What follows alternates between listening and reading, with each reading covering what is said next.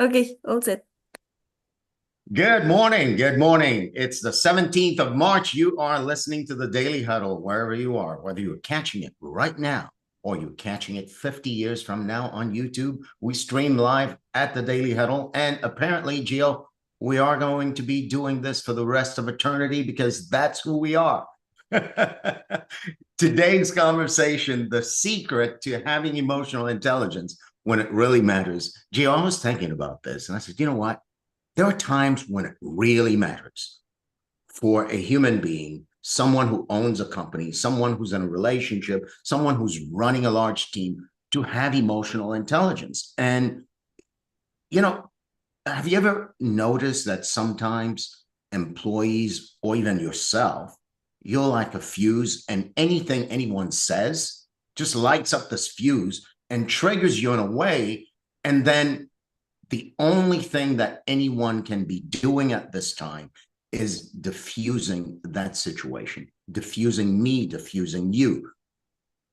Companies and team members spend a lot of time diffusing each other. And those times when we're diffusing each other really matters to have emotional intelligence. And sometimes we're not quick enough or good enough to diffuse it, and the bomb explodes. And a manager ends up firing his or her best employee. A man or woman ends up divorcing their high school sweethearts. And the deal that you were just about to close falls through. Intelligence, emotional intelligence, really matters in those moments. And we're dedicating today's conversation to give you access to four areas where having emotional intelligence really matters. And there are four spaces and four aspects of being a human being that matter to actually navigate, to begin to be someone who can practice having emotional intelligence when it really matters. And Gio, thank you so much for creating the space for us to have this conversation, to begin exposing the world to these four aspects of cultivating having emotional intelligence. Good morning, Gio. Good morning, Sorrel. I think before we open up those four aspects of how to have emotional intelligence when it really matters, I think we should open up a little bit more what you were just pointing to just now, which is what's the cost of not having emotional intelligence? I think Yeah. you were mentioning it, but as you were mentioning them, I was thinking, man, it's important to know. It's important to see it, Yeah. given that given that for the most part, people are truly worried about creating an outcome, getting the result, and they can't quite see what gets in the way. And what you're pointing to is what gets in the way of getting the results you want in life, what gets in the way of getting the promotion, what gets in the way of having the optimal relationship at home, what gets in the way of creating a safe space at home, what gets in the way of having great friendships, what gets in the way of building a business, everything, what gets in the way of everything I want in my life, what get of me getting whatever I want in my life, or what gets in the way of you who's listening of getting what you want in life, right? Is that which you're pointing to, which is emotional intelligence. Yeah. I, And I think I think it's critical not to take lightly in the context of this conversation that we human beings, you and I, throw away everything we have built in a moment of moments, in a moment of seconds. We throw it away. People talk about this in the context of self-sabotaging. Why do I self-sabotage myself? I've been working really hard on something, and then I just throw it away, and then I just stop doing it. I start the book and I don't finish it. I start this journey and I don't finish it. And it looks in very different ways. But I think that at the heart, at the core of not being persistent, not being disciplined, and not being all of those things that we normally give credit to a fulfilling, Hmm. result-oriented life is emotional intelligence. Yeah, you were saying not being disciplined, not being persistent. And also, sometimes it feels as if I am just at the mercy of what's happening and I Mhm. can't quite deal with it. And I throw my hands up in the air. Yeah. And so, And when you say I throw my hands up in the air, the way more mostly looks like is that I yell, is that I scream, is that I or, cry, is that I or run I away, leave, or I stop. leave, Yeah. I quit, Or I you know, there, fire somebody, I or fire stop someone. speaking to somebody for a Mhm. long time, you know? Yeah. And all of that hinges on what you're pointing to, emotional intelligence. So when we say when it really matters, these are all the spaces where human beings live and have their being, where having emotional intelligence matters. And for most, Giovanni, I don't know what your experience is. For most, it seems as if when it really matters that I have emotional intelligence, I can't summon it up. You know, it's like I'm Yeah, trapped in those moments. when the moments where I need emotional intelligence, the moments where people need emotional intelligence is when they least have it. Yeah. For example, right now, you and I don't need emotional intelligence. Right now, we're having a great conversation in a podcast. This doesn't reveal my emotional intelligence. This doesn't reveal your emotional intelligence.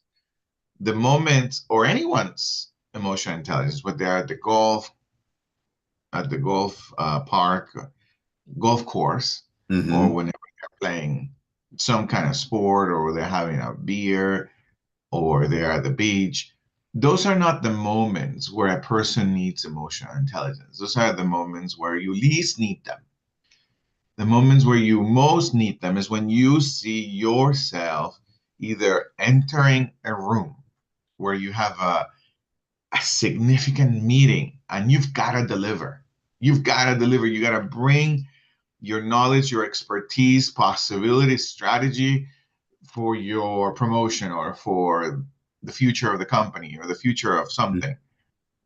Or when you're delivering a project and you have significant number of people around a particular project, or when there is a moment of upset with your significant other and the upset is real and you want to yell and scream and you want to tell the other person how wrong they are, those are the moments where emotional intelligence is needed. Yeah. And Yeah. there's something else I bump into, Gio, and I want to bring up before we dive into the four areas is that in the moments when it really matters to have emotional intelligence, people in relationships and companies, and I have done it, I develop a certain way of being. People develop a certain way of being that's fixed. It could be, well, you know what? I'm going to be really nice. And for me, that's what it looks like when I'm in those moments to have emotional intelligence. Others go, you know, I'm going to be very rigid. I'm going to stand my ground, make my point. And for me, that's what it looks like to have emotional intelligence in a moment where it really matters. So I get the sense, Giovanni, that the term emotional intelligence and what it really looks like to practice having emotional intelligence is in people's blind spots. They actually relate to a certain way of acting and being that's fixed for them. That's how they show up Yeah, and I want as to having emotional intelligence. yeah, and I'd like to underline and Mhm. highlight what you're saying as a consideration for those of us who are listening.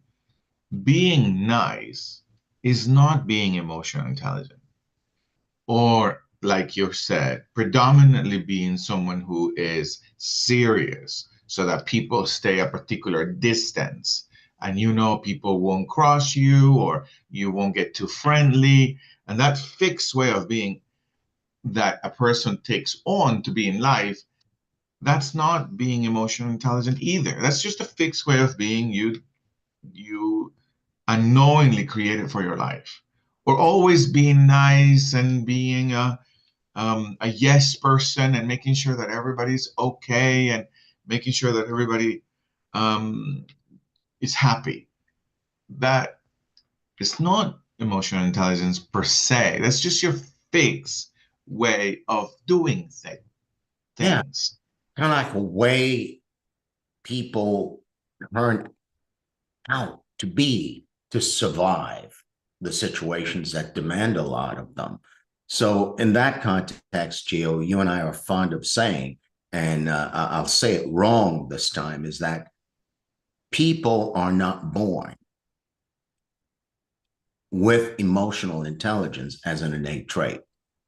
Emotional intelligence is not something that people have automatically. It's something that they can practice having when it matters, and the fields inside of which human beings, CEOs of companies, leaders of large departments and corporations, business owners, the fields inside those individuals can practice having emotional intelligence are anchored in science.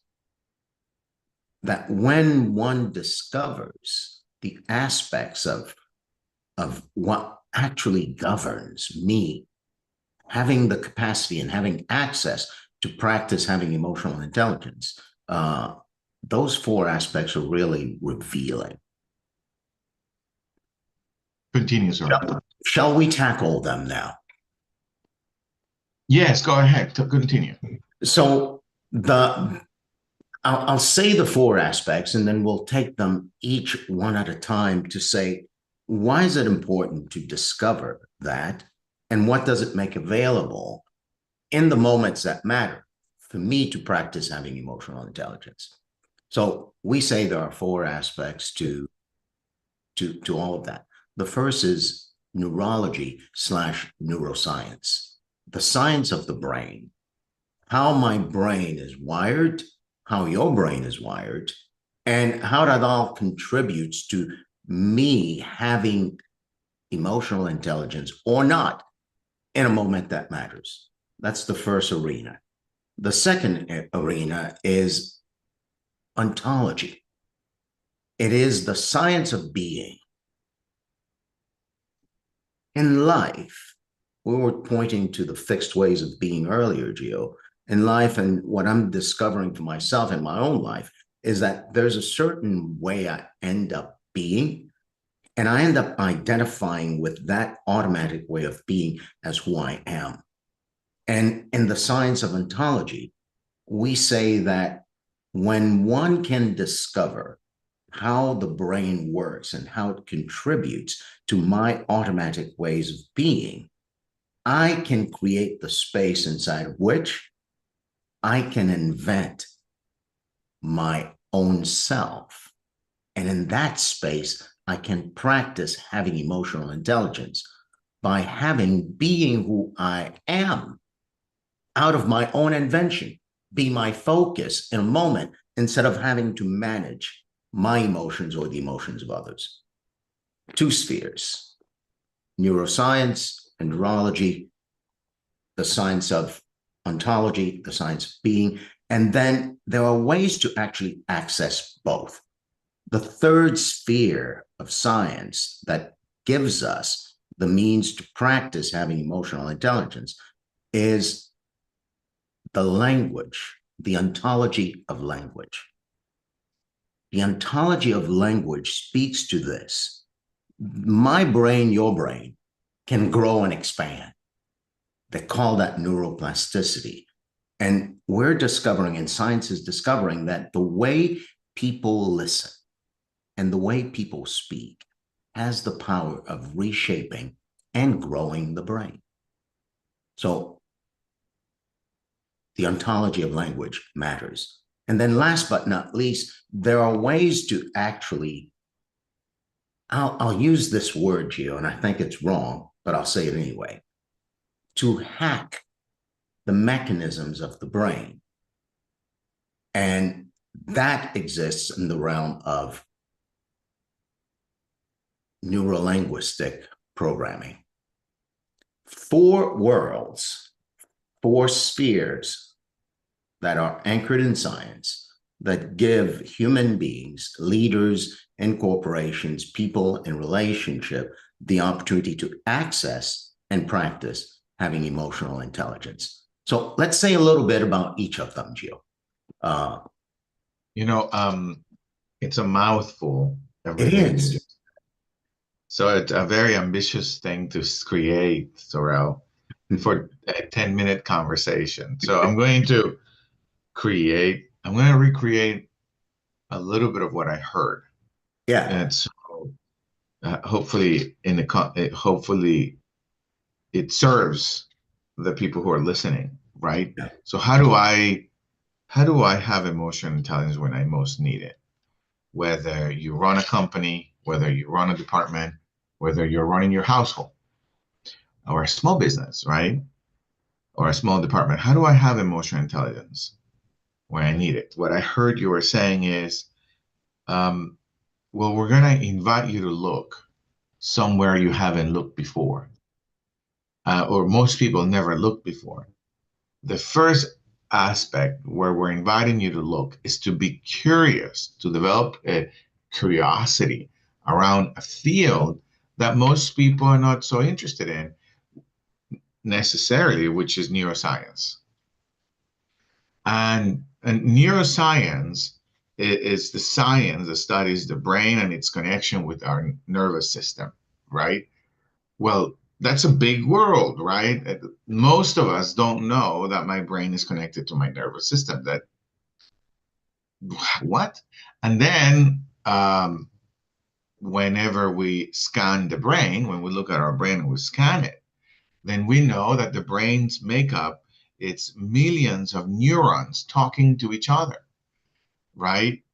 And how do they make this connection? How do the neurons connect with each other?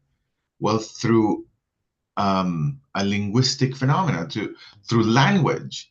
Whenever I learn my name, someone told me, from this point forward, your name is Giovanni. And my brain said, or I said, I'm Giovanni. That's a new neuro association at the level of the brain. And a neuron connected to another neuron is my name. And so what I heard you were saying was, well, not only one needs to be curious about the world of neuroscience to understand the brain, but also there's this other world that most of us are not interested in, and we don't even know that we should be interested in, which is a world called ontology, which is the science of being. And that's a mouthful, right?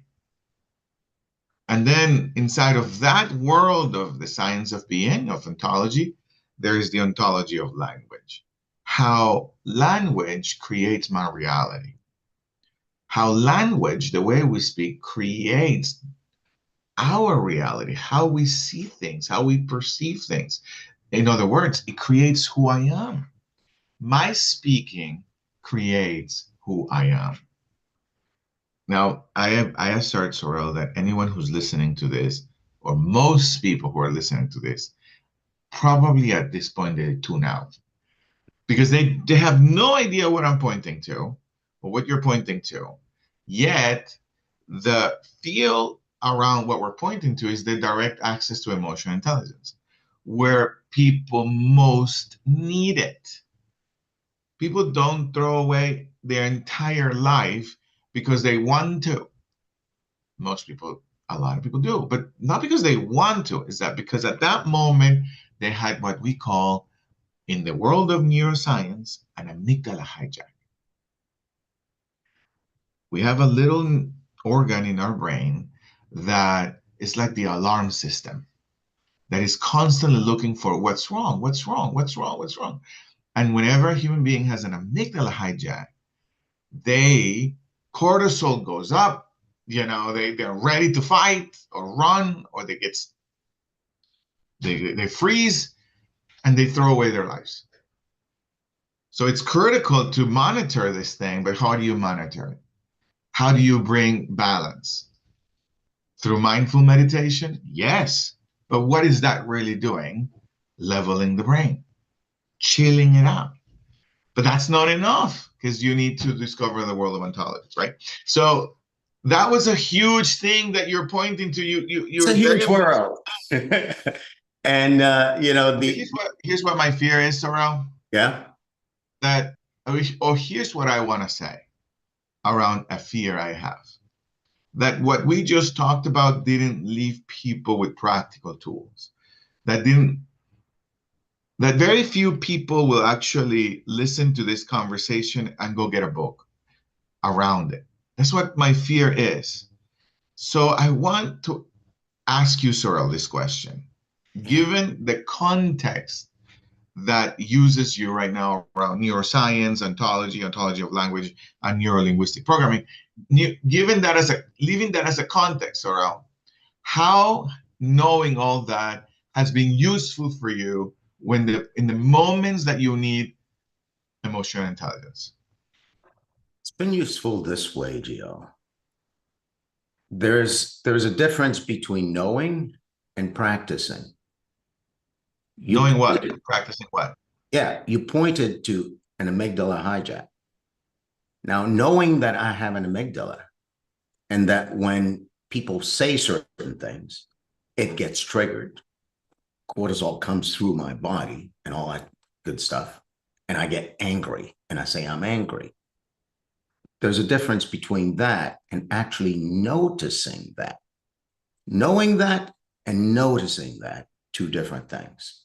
So one of the practices that is a real practical tool that people can use is actually noticing anger, noticing sadness, noticing disappointment, and connecting all of that to, oh, my brain generated chemicals. Neurons in my brain made connections.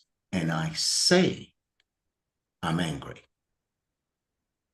So language does create who I am in that moment. But in that very moment, Gio, I've had the opportunity to practice noticing the anger, noticing my disappointment, noticing my sadness, and saying, I see that. Now, what do I want in my life? And given that I've had the knowledge that language creates who I am, I can say something new, something connected to my intention. And Gio, that was really real for me in an instance where I have a family member who's really dear to me. And I said something that upset them. And in that moment, I knew I said something that upset them. And I had nothing to keep them and keep me from growing apart. But having the practice, I had the opportunity to create a new conversation, to actually say to my family member, this is what was happening in my head at that moment. Yes, I take full responsibility for that, and I'm now creating something new. So the practice of seeing, noticing, leaves me, Gio, not being a victim of my brain, not being a victim of everything that's happening inside of me internally. I'm able to stop, pause, and even though it's a big world we're creating, the one practical thing we can leave listeners with right now is knowing that whatever's happening with you internally is a function of your brain, and you have the capacity to observe it. And in the moment you're observing it, you essentially do this. You separate yourself from it, and you have the opportunity to create something different. as opposed to the reaction that's already always there.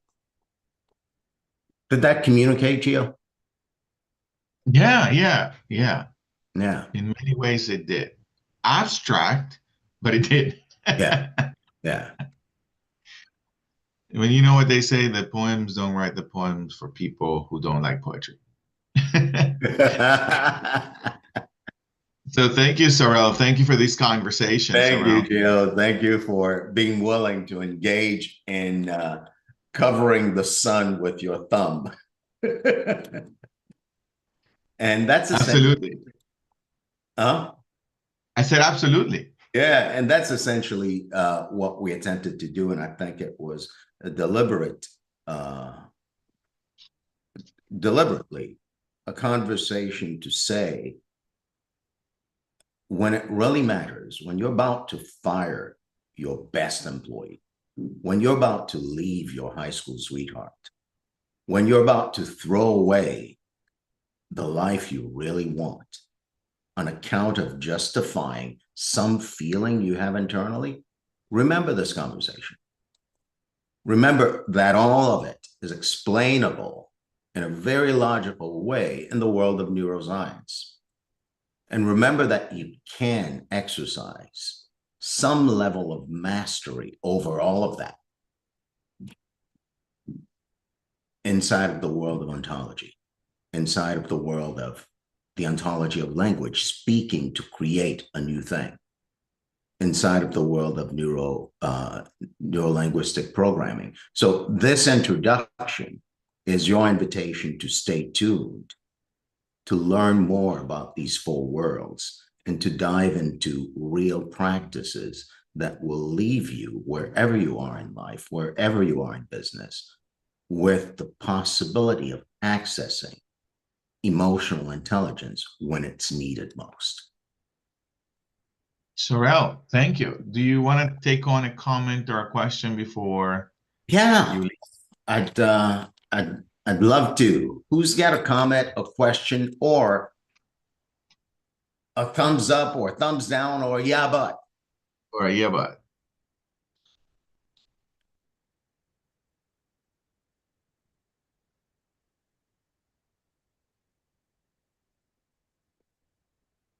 Okay, well, let's wrap it up, Gio. Gio, did you ever consider that our 8 tenets are all anchored in those four worlds we talked about? We have 8 tenets, folks, and we're closing with them. We're closed with them every morning. The first one is love. Love always. Love the people you love to hate.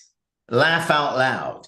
When you laugh, it literally triggers something in your brain that gives your brain the opportunity to secrete a chemical that leaves you happy.